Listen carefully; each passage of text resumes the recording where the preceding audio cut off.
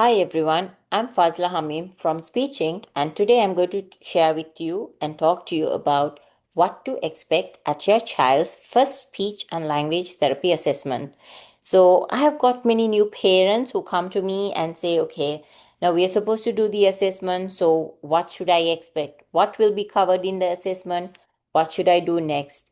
So, this is a new parents guide, and this will show you what to expect, and we will be talking through all the steps before the assessment and after the assessment. So, first of all, when we are discussing about an assessment, we need to book an assessment with a therapy center or a therapist, and then we look into pricing information such as pricing for the assessment, pricing for the therapy sessions, because the pricing may include the price for writing the therapy plan, for writing, for having parent coaching sessions, and so on. So the second step would be getting the case history form and the consent forms. So just to give an idea as to what a case history form is, a case history form, it gives us a therapist the idea as to about the child's development, about the child's milestones, about what issues the child is currently facing, so that we can prepare assessment accordingly. The consent form, on the other hand, is again to record the assessment as well as our therapy session so that we can refer back to it when we are writing our reports. And then, third comes the assessment date.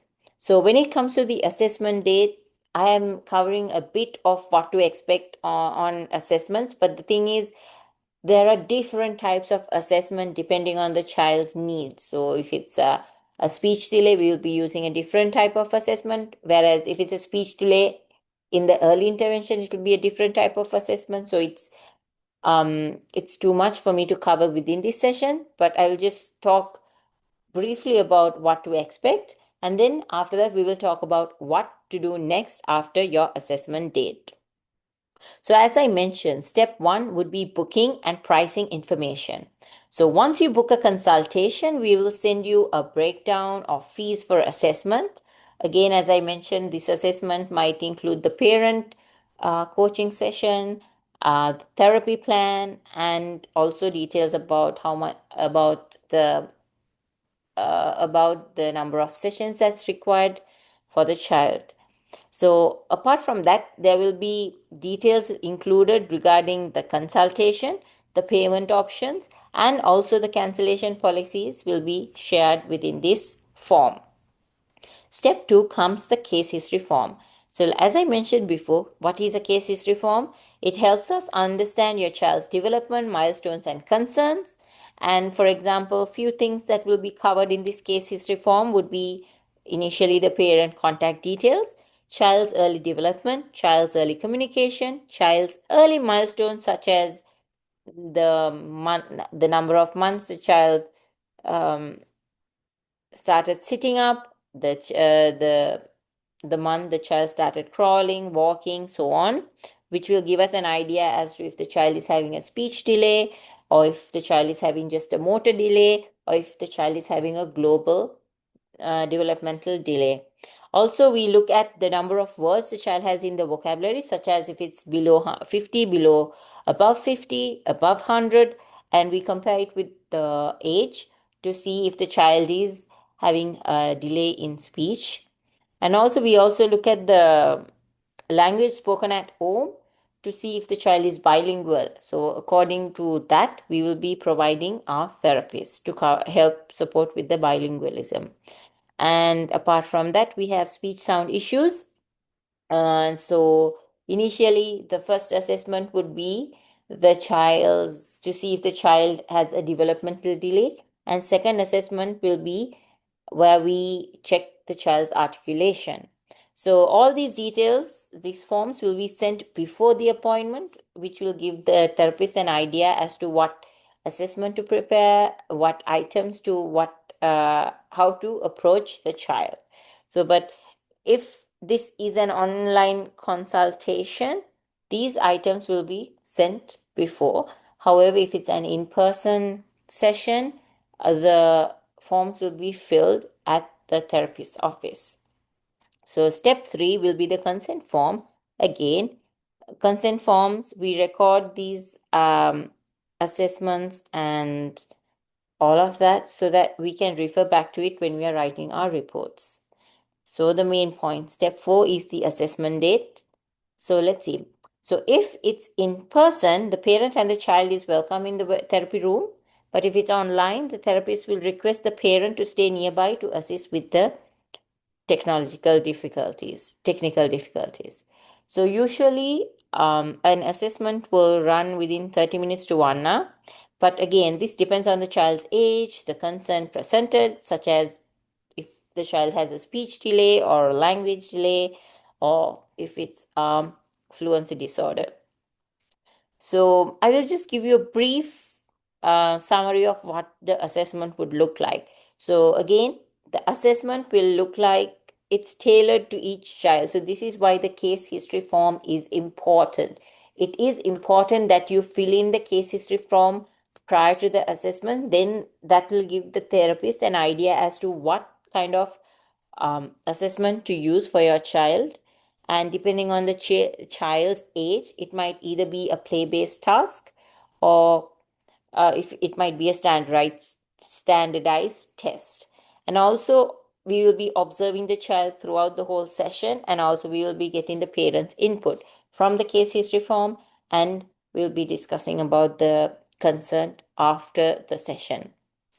So the therapist may ask the child to name pictures or objects, might ask the child to answer WH questions depending on the child's age, and will be reading stories to check the child's comprehension, and will ask the child to retell stories. Additionally, the child will be observed on how the how the child communicates during play, and will ask parents questions in real time regarding the child's behaviors and play activities and so on.